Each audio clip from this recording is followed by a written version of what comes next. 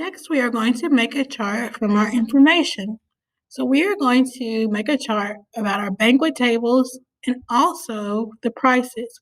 So click inside of cell A4, hold your mouse down and drag over to cell B8. So B4 through B8 should be selected. We're going to click on the Insert tab.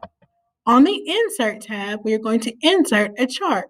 So we're going to click on the Chart button, and then we're going to choose the option that says 3D clustered column. Okay, whenever we get our chart, we know that we need to move it. So with our chart selected, we're going to choose the Move Chart button. We're going to put it on a new sheet, and we're going to name this Rental Chart. And then click OK. When we move our Sheet tab, we're going to change the chart title. So click in the chart title area, and we're going to delete it. And we're going to name this Rental Chart. Rentals Chart. Another thing we can do is we can also change chart styles. So we can choose any one of these styles up here, and there's also a More button so you can see that drop down. I'm going to choose style number 9. So now we have our chart created. Notice the sheet tabs at the bottom. You have Rental Chart, Sheet 1, and Order 235. We need to change the name of the sheet tab for Sheet 1. So we're going to double click where it says Sheet 1, and we're going to erase that. And we're going to rename this Rentals.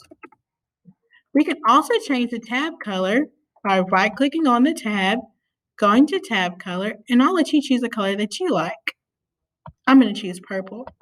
So sometimes we have to organize our information by tab colors, and so similar colors may have similar information on there and vice versa. So maybe things that are different colors deal with different topics. So changing the tab color can also help organization. The next thing that we're going to do, last thing is we're going to go to order form 235. And this time we're going to be using formulas to perform calculations. Formulas always start with the equal sign. So click inside of cell D4 and we're going to click the equal sign. Remember that we're going to use cell references in order to do our calculations. So we see that this is the price and this is the number that people would like to order for their tables. So we're going to click inside of cell B4. And then we're going to use the Shift and 8 key for our asterisk to multiply. And then we're going to click the quantity, which is in C4. So this formula tells us it's going to multiply what's inside of B4 times what's inside of C4. And then we can push enter and it'll automatically do our calculations for us. Now, we don't have to go through and type all those in again. We can just click inside of cell D4 and use the fill handle. So find that green square in the bottom right-hand corner. Place your mouse over it so that you can see that black cross. Click on it and then drag down to cell D9. Okay, and so that'll allow you to fill in the rest of the amount. So if you click inside of cell D5, you can see that the correct formula has been entered, B5 times C5. Next, we're going to go to cell D12, and we're going to total the amounts for all the rentals this person would like to rent. So what do we need to click on in order to find the total?